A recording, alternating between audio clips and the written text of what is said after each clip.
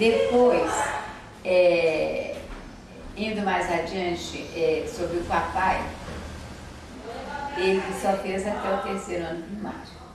Porque naquele tempo, foi uma coisa muito interessante que aconteceu conosco.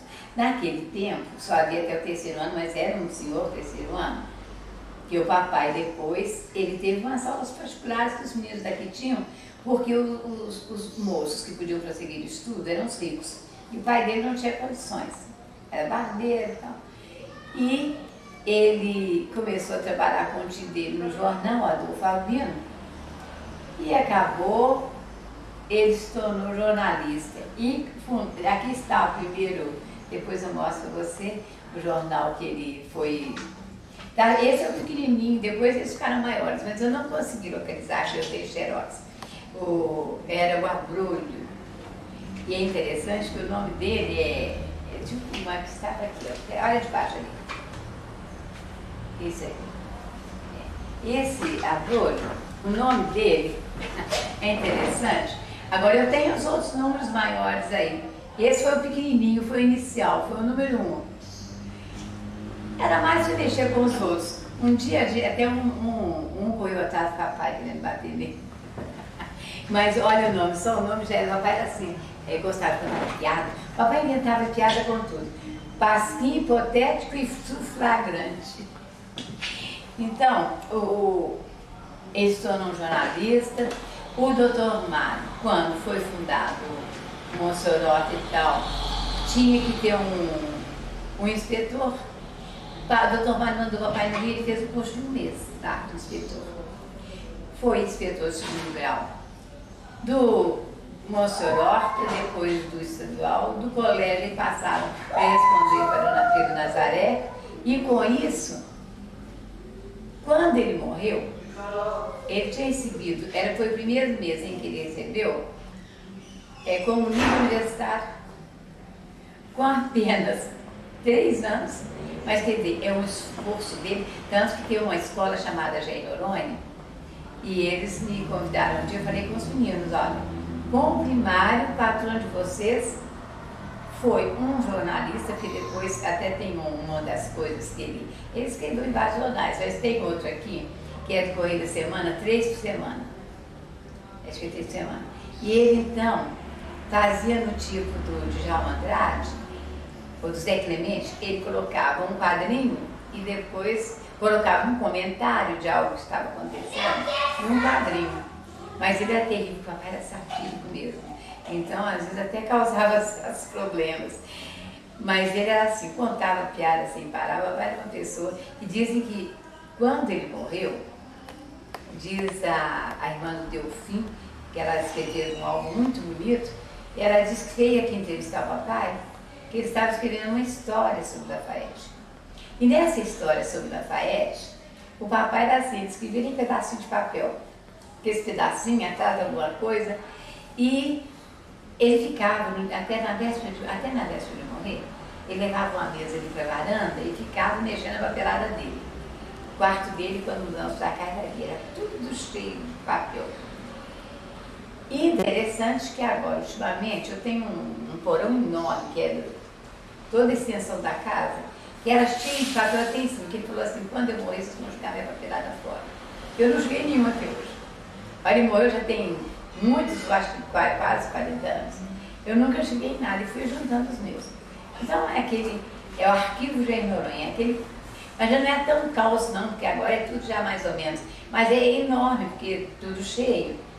E tem uma moça que me ajuda, vem aqui de 15 dias, e ela vai assim, ela traz os papéis.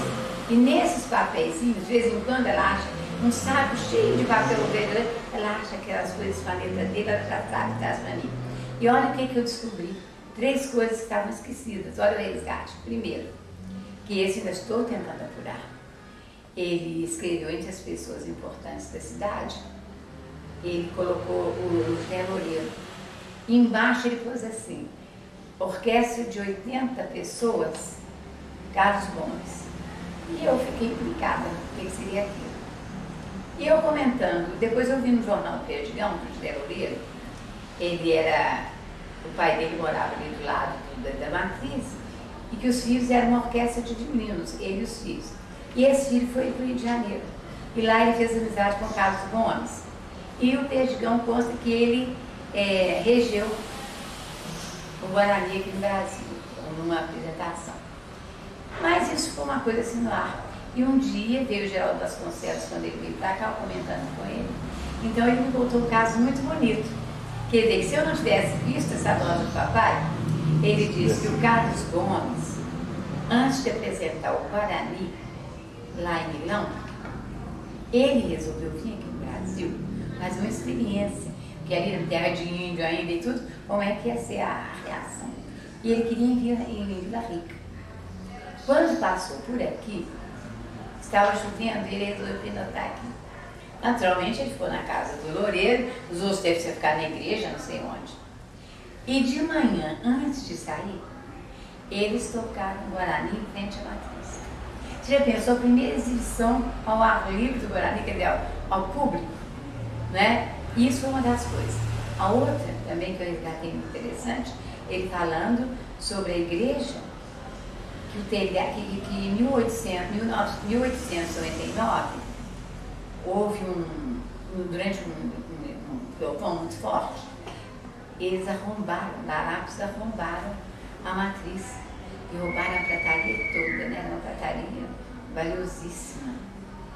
E ele conta isso e acharam hostes no chão, pedacinhos. Por isso a igreja ficou 7 anos sem. Tem um nome que a gente fala.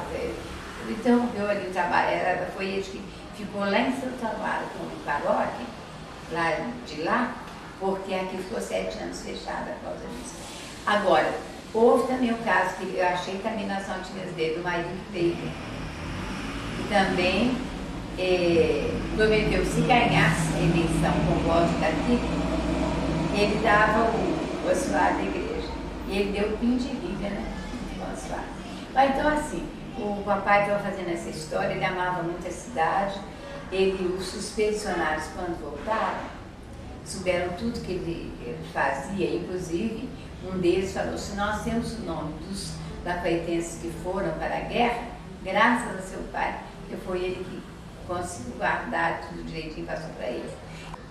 Quando os expedicionários voltaram, souberam de tudo que o papai fez, defendendo os interesses deles, eles deram a ele o título de patrono do expedicionário lafaetense e deram um diploma muito bonito, colocando assim, como se tivesse participado do cenário da guerra. Muito bonito o diploma. E ele é o patrono do expedicionário lafaetense. Agora, a mamãe teve uma vida também de muita luta, ela também, imagina, isso aqui é interessante. A mamãe também só tinha, depois do primário, 3 anos de magistério, que era aqui. Acabou, ela fez concurso para diretora, naquele tempo não havia sido muita gente formada. Ela passou, eu sei que quando ela morreu, com as diversas mudanças, ela ficou como universitária também, com nível universitário. O grau dela foi que só os universitários tinham. Mas que conquistou assim pelo trabalho dela e apenas um concurso. E depois com uma diretora, que foi uma diretora maravilhosa, o trabalho dela,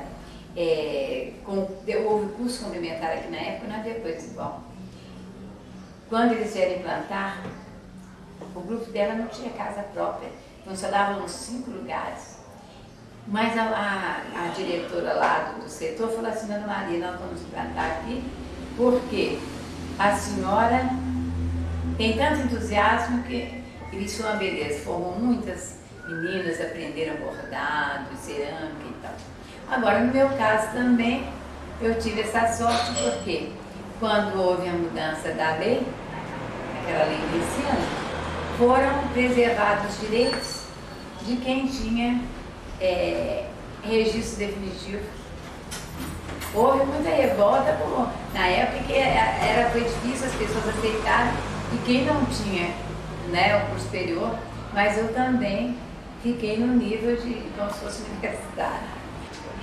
Quando eu lecionava no colégio, eu sempre escrevia uma coisa ou outra, fazia muito trabalho, assim, organizava muitas festas para as crianças, fazia muita poesia para ele e tal, mas nunca tinha tido uma vida propriamente literária. Então, nessa época, uma pessoa, de repente, houve uma exposição no colégio de jornais estudantis e apareceu o Átomo, que era um jornal muito bom da União Colegial Lafayettense. Eu era da diretoria. A União Colegial Lafayettense foi um ponto altíssimo na vida estudante da cidade, porque ela reuniu os 3 colégios, todas as festividades, também as atividades esportivas, filantrópicas, as escolas juntas. Era uma coisa belíssima. Então, o Colégio Nazaré, como no Sorocaba, eles tinham uma atividade muito bonita, não havia nenhuma rivalidade, era aquele entusiasmo comum. E, então, com essa questão, já havia o jornal Átomo, o doutor Astor que comandava ali, que orientava, havia o jornal Átomo e o Centeiro de Nazaré. E nessa exposição, um Átomo lá de um soneto meu, feito quando estudante ainda. E a Ilza Stein, mãe do doutor Stein, a Ilza era irmã do Odilon Berg, Isabelle Stein. Ela era uma pessoa linda, maravilhosa. Ela lecionava inglês. E ela falou assim, menina, que isso? Você tem que... E ficou me entusiasmando tanto que tinha uma aluna lá, que a mãe dela entrou na ontologia, e fez entrar na ontologia. Acabou com isso. Eu entrei em várias antologias aí lá do Rio de Janeiro, de Goiás, e fui me enfronhando nessa parte ali da literatura. Quando começou o Libânio, foi Carlos Menezes, meu primo, ele era locutor daquele jornal da tarde da Globo, e um dia ele era da UCL, a União dos Lafayettenses Ausentes, ULA, era da ULA, naquela época ULA. Então ele falou que o sonho dele era fazer uma antologia de poetas. E me pediu para fazer, porque ele não tinha tempo lá em Belo Horizonte. Durante um ano ele me tentou, e eu recusei. Acabei, eu decidi, passei também um ano organizando, porque eu tive que ir muito lá no Perdigão, olhar naqueles jornais antigos. Quando eu terminei, eu tinha 100 poetas. E depois disso, muita gente veio atrás de mim reclamando, mas os que eu soube, eu coloquei. Então, que eu tenho um orgulho muito grande dessa antologia Poetas que dos anos Lafayettenses. E o Carlos Menezes depois falou assim, olha, o Carlos Menezes, ele bancou a publicação. Pegou a poupança que ele tinha naquela época, que era, como falou, o ideal dele. E eu acabei e organizei. E ele, na hora do prefácio, ele falou assim, menina, eu vou pedir, outro dia entrevistei o doutor Vivaldo Moreira, e desenho da Academia Mineira, eu vou pedir a ele, sai, não vai querer fazer. Pois não, que ele aceitou. Fez um prefácio muito delicado, assim, mostrando assim, que era tão bom dar força ao povo do interior. E quando chegou no dia do lançamento aqui, eu não achei que ele vinha, ele estava muito velhinho. Quando eu entrei, estava lá sentadinho do lado com o filho dele, fez um discurso bonito, que foi pena que foi de improviso, onde ele se diz a cidade de Nossa Senhora da Conceição. E houve 2 consequências importantes nisso. A primeira, porque o Cleiton Andrade entrou na antologia. Então, o que o doutor Vivaldi, vendo aquele trabalho dele, achou aquilo maravilhoso. E com isso, ele deu a medalha Santos Dumont, ele indicou para a medalha Santos Dumont por méritos literários, o Carlinho para ele e eu. Então, onde eu recebi a medalha Santos Dumont grau prata. E a outra foi que no dia que eu fui lá para entregar ele, dei uma explicação sobre a obra, ele me convidou para o chá das 5. Quem estava lá? O doutor Alberto Moreira, irmão dele, que era dono da Itatiaia, né? Era livraria, acho que Itatiaia, com a esposa. E nós lá, estava lá também uma acadêmica, e quando eu falei sobre a escravizaura, que ao organizar a antologia eu descobri Os antigos deviam saber, mas atualmente, naquela época estava esquecido, que a escravizaura tinha sido escrita aqui. Porque ele era professor, Bernardo Guimarães, era professor de latim e francês. No liceu, não, ele era assim, não era no liceu, nos livros dele falavam no liceu. Eram aulas extranumerárias. E ele morava numa casa onde hoje é o EPA. E ele ali, nesse período que ele veio para cá em 1873, ele levou para a edição em meados de julho de 74, e ela saiu em 1975. E então, houve muito problema, que inclusive o neto dele telefonou para mim, dizendo que eu não estava falando coisa certa e tal. Houve uma certa resistência. E o doutor Alberto, quando eu falei, ele falou assim, olha, eu tenho o contrato de edição da escravidão, é a capitalização. E eu consegui depois a cópia, e ele disse, eu, José Bernardo José da Silva Guimarães, morador em Queluz de Minas, tal. Quer dizer, inclusive, minha mãe falava que escravizaura é inspirada em famílias daqui. Quer dizer, que foram duas coisas interessantes, que essa antologia, nas escolas hoje em dia, eles usam muito, que tem lá na biblioteca pública, me pedem muito emprestado. No ano seguinte, eu resolvi fazer, para a Sopa do Santo Antônio, que eles estavam com dificuldade, uma antologia que tivesse em cada data uma poesia dessa que estão ali no outro, mas com uma pintura também de Lafaietense relacionada com a data. Então foi onde eu fiz essa agenda Santo Antônio de Queluz, que tem poesias e pinturas. E agora, depois disso, as pessoas vieram atrás de mim. Mas o trabalho era de série, de madrugadas e tal. Eu prometi ao meu marido que nunca mais fazia. Eu falei assim, por que você não procura o Libânio? Ele foi editor do Poeta Espírito. Não é que o Libânio passou a fazer, que são esses aí, já está no 14º, porque ele morreu, a mulher dele continuou, a viúva dele continuou. Está no 14º, e é muita gente que tem entrado, é um trabalho de muito bom nível, então é uma coisa muito boa. Nas condições, passei para o Libânio, e o Libânio era uma pessoa de uma fibra enorme, a mulher, a viúva dele também tem continuado o trabalho, a academia apoia.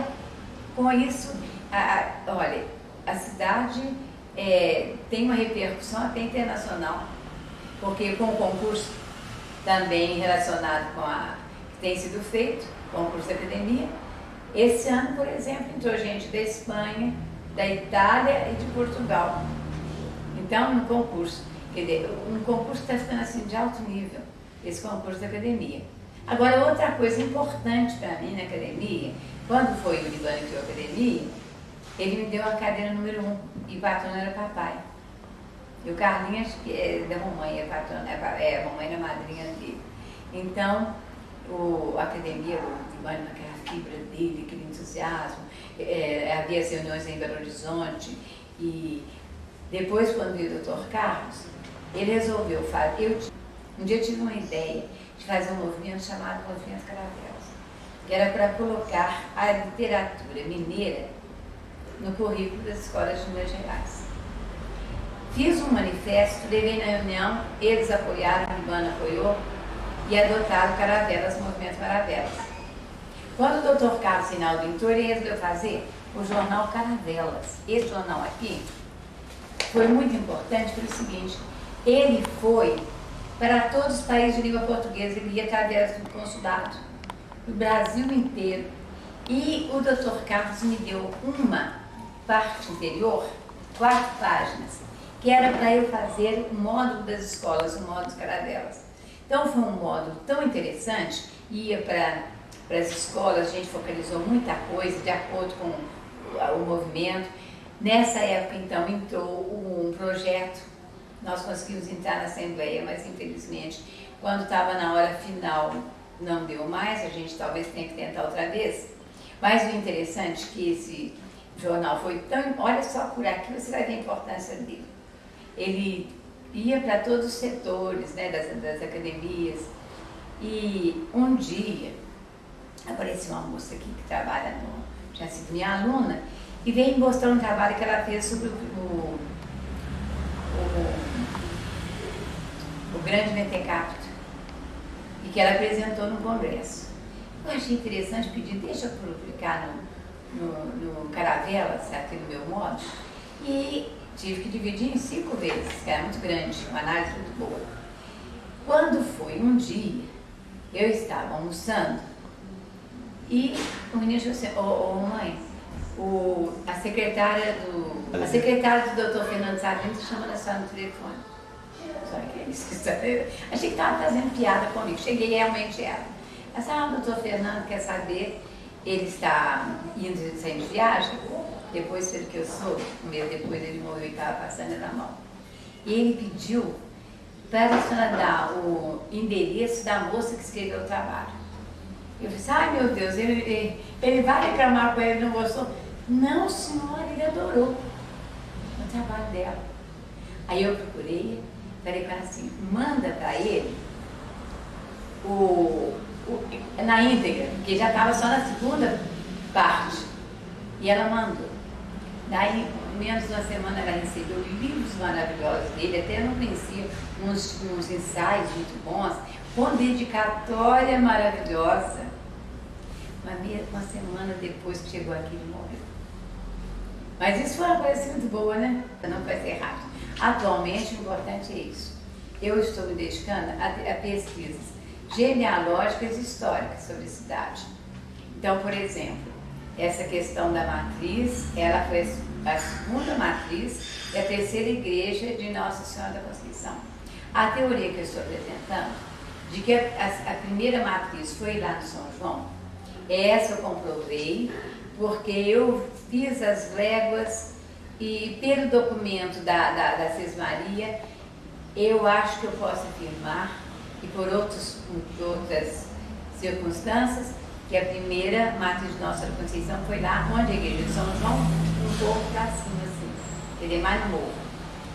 E a primeira também, a primeira igreja de Nossa Senhora da Conceição, quase que eu posso afirmar também, tem até algumas coisas que mais ou menos me ajudam, que foi onde a igreja da Passagem da Passagem de Rafael, lá em Gagé. Aquela igreja da Passagem foi a primeira igreja de Nossa Senhora da Conceição. Porque na frente, ali onde tem aqueles campados, devia ser o primeiro arraial de Camparé dos Feijões. Então eu estou defendendo, estudando a esse respeito, tenho feito pesquisas, já consultei vários lugares, mas vou tentar descobrir ainda essa parte. Espero conseguir. Estou fazendo a genealogia da minha família e também já descobri muita coisa lá em Portugal. Com isso eu me distraio e, graças a Deus, espero, já acho que dei alguma contribuição nessa parte da história, porque se eu não conseguir descobrir, alguém depois de mim, como eu estou escrevendo nos jornais, alguém consegue e pode às vezes descobrir a realidade, né? Como disse o Manuel Bandeira, a mesa está posta.